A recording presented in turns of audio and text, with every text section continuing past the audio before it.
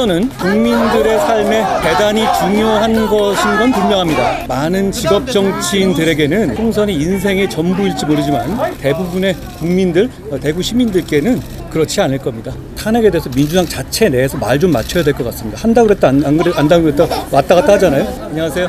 반갑습니다. 반갑습니다. 반갑습니다. 반갑습니다. 예.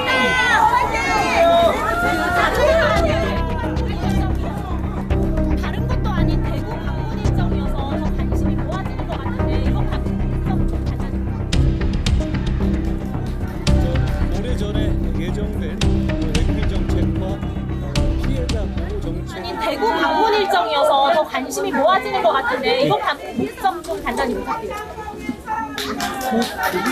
오래전에 예정된 외국인 정책과 피해자 보호 정책을 위한 통상적인 방문입니다.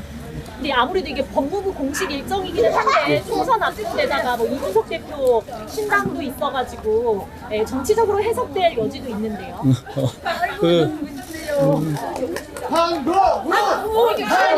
총선은 국민들의 삶에 대단히 중요한 것인 건 분명합니다. 그렇지만 많은 직업 정치인들에게는 총선이 인생의 전부일지 모르지만 자기 손으로 돈 벌어서 열심히 하루하루 살아가는 생활인인 대부분의 국민들, 대구 시민들께는 그렇지 않을 겁니다. 어쩌면 오늘 저희가 여기서 점검하고자 하는 범죄 피해자를 더 잘 보호하는 것, 그리고 인구 위기를 극복하기 위해서 외국인 정책과 이민 정책을 잘 정비하는 것이 저는 국민들께 더 중요할 수 있다고 생각합니다. 저는 오늘 그 일을 더 잘하려고 온 겁니다. 네, 말씀해 주셨지만 그래도 여권에서는 장관님의 총선 요구가 조금 강한데 어떻게 생각하시나요? 뭐 의견은 많을 수 있습니다. 장관님, 오늘 뭐 보도 나왔었는데 여러 장관 부처 장관분들 인사 검증 뭐 진행 중이라고 법무부 장관 뭐 인사 검증 프로토콜도 진행 중이니까 뭐 제가 아는 바가 없네요. 민주당이 이정화 검사에 대한 뭐 봐주기 수사다, 뭐 호위 김건희 여사, 뭐 호위 검사다 이런 비판하고 있는데 어떻게 생각하십니까? 우선 탄핵에 대해서 민주당 자체 내에서 말 좀 맞춰야 될 것 같습니다. 한다고 그랬다 안다고 그랬다 왔다 갔다 하잖아요. 그리고 이정화 검사 말씀하셨죠. 국민들이 이정화 검사를 아십니까? 탄핵이 국민들이 이름도 모르는 검사를 겁주기 위한 도구여야 되겠습니까? 그리고 아까 뭐 휴대폰 압수수색 안 했다? 그런 거 말씀. 민주당이 이정화 검사가 휴대폰 압수수색을 안 해서 탄핵을 해야 된다라고 말씀하신다면 이재명 수사할 때 중앙지검에서 휴대폰 압수수색을 한 번도 하지 않았습니다. 송경호를 먼저 탄핵해야 할 겁니다. 민주당 내에서도 장관님에 대한 좀 잡아요. 개명이도 잡아요. 아까 말씀드린 것처럼 내부 교통 정리를 먼저 하셔야 될 것 같습니다. 어디서는 한다고 했다가 10분 뒤에 안 한다고 했다가 왔다 갔다 하잖아요. 예. 신맛을 두고도 계속 뭐 이야기가 나오고 있다. 국민의힘이 요새 너무 열심히 또 대구에 오신 거를 또 연구해서 말씀하시는 분 많이 계신데요. 바로 재정이 대구로 데려오면 제가 대구에 두 번째 왔는데요. 저는 평소에 대구 시민들을 대단히 깊이 존경해 왔습니다. 네, 감사합니다. 그 이유는 제가 그렇게 생각하는 이유는 첫째로 우리 대구 시민들이 처참한 6.25 전쟁 과정에서 단 한 번도 적에게 이 도시를 내주지 않으셨고요. 자유민주주의를 위해서 끝까지 싸운 분들이라는 싸워서 이긴 분들이기 때문입니다. 그리고 둘째로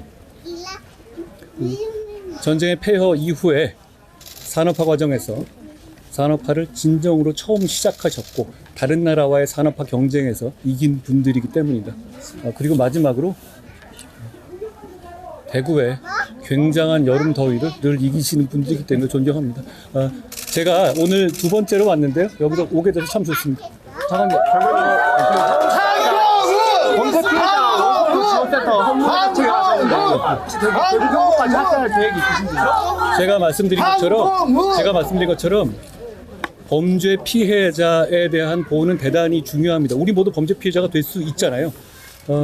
그리고 저번에도 말씀드렸다시피 저는 범죄자의 인권이냐 범죄 피해자의 인권이라고 한다면 1초의 망설임도 없이 범죄 피해자의 인권에 편이어야 한다고 생각합니다. 저희 정부는 그렇게 할 겁니다. 그런 차원에서 원스톱 솔루션 센터를 서울에 먼저 오세훈 시장님과 열었습니다.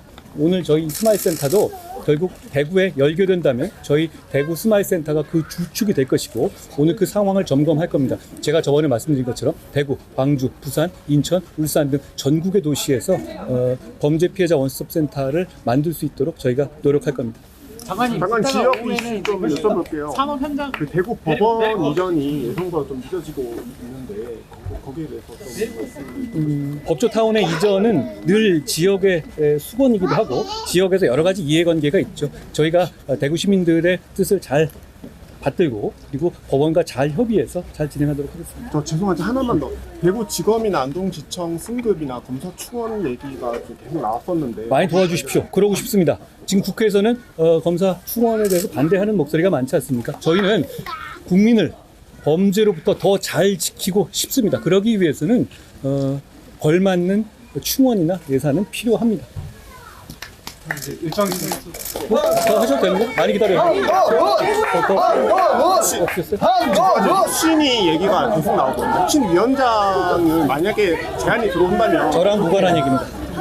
대구교도소 이전이 좀 늦어지고 있는데 어떻게 생각하십니까? 교도소랑 구치소 이전은 늘 이 해당 시민들 사이에 많은 이해관계의 차이가 있죠. 그런데 그 과정에서 이쪽에 계신 분들이나 저쪽에 계신 분들이나 생각이 좀 다르잖아요. 저는 다 이해할 만한 주장들이라고 생각합니다. 그 과정을 잘 모아내는 것이 필요하고요. 저희가 지난번에 거창에서 했다시피 주민들께서 좋은 의견 모을 수 있도록 저희도 잘 지원하겠습니다.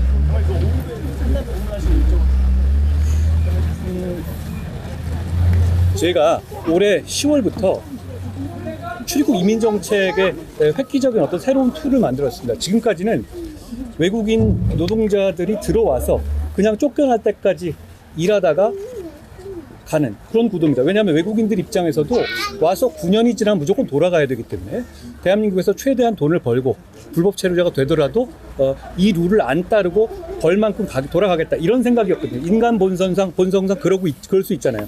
그런데 저희가 지금 바꾸려고 하는 것은 대한민국과 대한민국 국민과 잘 지내고 대한민국이 기여하는 경우에 있어서의 승급제, 인센티브제를 도입하자는 겁니다. 그런 차원에서 저희가 274를 35,000으로 늘렸고 그것을 그러니까 이런 구도인 거죠.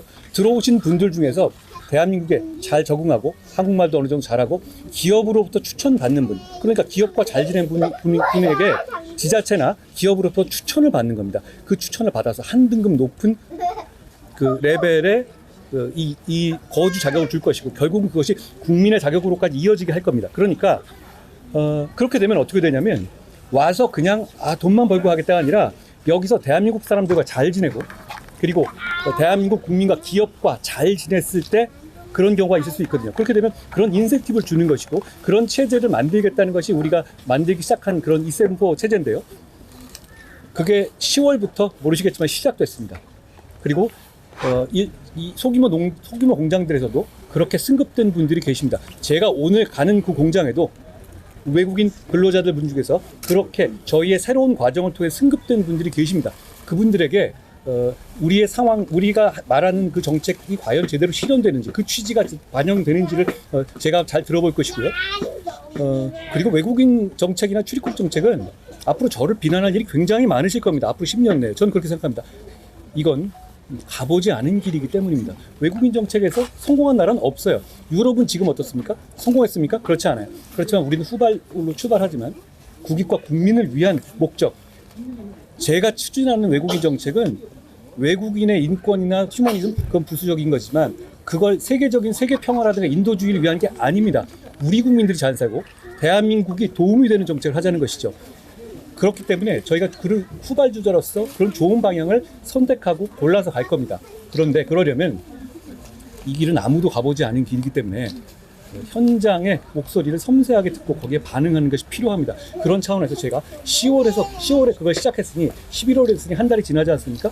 현장에 있어서 우리 기업주분들, 대한민국의 기업주분들과 거기 근무해서 제가 만든 이 제도에 따라서 승급하신 분들, 승급을 원하시는 분들과 직접 대화해보고 현장의 목소리를 드리려는 겁니다. 장관님, 그러면 그 법무부 역점 사업인 인천법은 혹시 뭐 발의는 언제쯤? 지금 저희가 준비하고 있고요. 제가 지금 준비하고 있는 이민, 시간 괜찮으시면 말씀드릴까요? 예. 여기까지 오셨는데 제가 출입국 이민관리청입니다. 정확하게 말하면 이민을 무분별하게 받아들이지 않은 게 아닙니다. 엄정하게 체류를 관리해서 많이 받아들이는 만큼 많이 돌려보낼 겁니다. 대한민국에 적응할 수 있고 대한민국 문화에 적응할 수 있는 분들만 모실 겁니다. 그러니까 사실 자기 문화를 여러 군데에서 자기 나라에서 꽃피울 수 있죠. 그렇지만 우리가 지금 외국인들이 필요한 것은 우리나라 사람들은 받아들일 수 있는 마음이 되어 있는 여러 부분들이 있잖아요. 우리나라 사람들이 받아들일 수 있는 분들 중에서 우리나라에 살고 싶어하는 분들을 선별해서 모실 것이고 그리고 그분들한테 어떤 예측 가능성을 드린 겁니다. 그 과정을 통해서 그렇지만 그 문제는 향후 10년이나 20년 뒤에 어떻게 인구가 될 것인가? 예를 들어서 여가부라든가 노동부 차원의 단순히 노동이라든가 가족의 문제로만 간다면 어느 한 곳에는 외국인이 치중되게 될 거고 수도권도 아니게 될 거고 이럴 겁니다. 이렇게 되면 나중에 10년 뒤에는 인종 문제하고 빈부격차가 결합되면 정말 심각한 레이시즘이 생길 겁니다. 그걸 막아야 하는 것이고 그걸 막기 위한 어떤 빅픽처가 필요합니다. 대한민국에는 지금까지 그런 역할을 하는 곳이 없었습니다. 각각 노동부, 법무부, 여가부 등등 각각의 부서에서 각각 자기 나와바리에서의 역할만 따져왔다는 것이죠. 그렇기 때문에 문제는 이걸 하나로 묶어서 제가 지금 하고 있는 이런 고민을 24시간 동안 항상 국민들한테 쫑크 먹으면서 스트레스 받으면서 그것만 생각할 수 있는 사람이 필요합니다. 곳이 필요합니다. 그게 지금까지는 없었고요. 그것을 저희는 만들겠다고 하는 것이고 구체적인 방안은 이런 겁니다.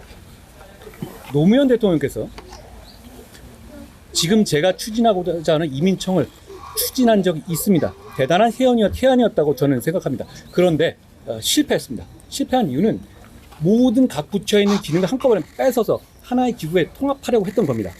그런데 그렇게 해서는 우리가 현실 세계에서는 각 부처가 갖고 있는 어떤 그동안의 기존의 기득권이라든가 거기에 남아있는 것들을 한꺼번에 뺏어오는 방식으로 한다면 그렇게 되면 문제는 법률을 한 10개쯤 바꿔야 됩니다. 각각 부처가 법을 끼고 있기 때문이죠. 그거 가능하겠어요? 지금 민주당은 가능합니까? 안 하죠.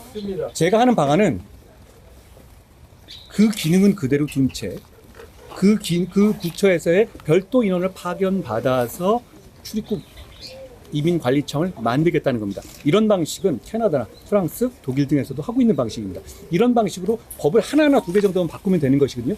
이 방식으로 출범할 것이고 그리고 거기에 어떤 방식의 정책을 담을 것인가. 대표적인 거는 이런 겁니다. 제가 말씀드린 아까 승급제도 있죠. 그런 정신이 들어갈 것이고 기본적인 철학이 이겁니다. 강조드리지만 대한민국 국민을 위한 겁니다. 대한민국 국민이 예를 들어서 저희가 지금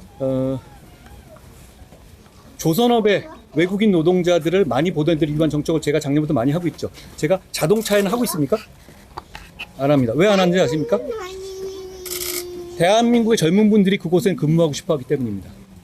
그런 식의 정책적 전략적 고려가 필요합니다. 왜냐하면 이 영역은 전적으로 재량의 영역이어야 하는 것이거든요. 다만 그걸 한 군데 컨트롤 타워에서 책임지고 비난받고 항상 생각하는 정책이 필요하다는 겁니다. 그런 차원에서 이 출입국 이민관리청이 만들어졌을 때 거기에 나올 정책들이 어떻게 가야 하는지는 여러분과 함께 얘기하면서 진행할 수 있을 것 같습니다. 필요한 거라는 점에는 동의하지 않습니까? 지금 이렇게 출산율이 0.7 그리고 아래로 떨어지는 상황에서 과연 우리 10년 뒤에는 어떻게 되냐면 정말 나라가 없어질지도 모릅니다. 이런 고민을 누군가 해야 되는데 솔직히 말하면 이 고민이 꼭 제가 맞는 게 방향이 정답이라는 자신은 없어요. 그러니까 저도 많이 비난받을 거라고 생각합니다만 그렇지만 지금 해야 합니다. 우리의 경쟁국인 대만이나 중국, 일본 모두 최근 한 5년 내지 7년 내에 이런 조직을 만들었습니다. 우리 늦었습니다. 늦었지만 늦게 가기 때문에 우리가 참고할 만한 참고 자료들이 많습니다. 더 잘할 수 있을 것 같습니다. 제가 잘해보겠습니다.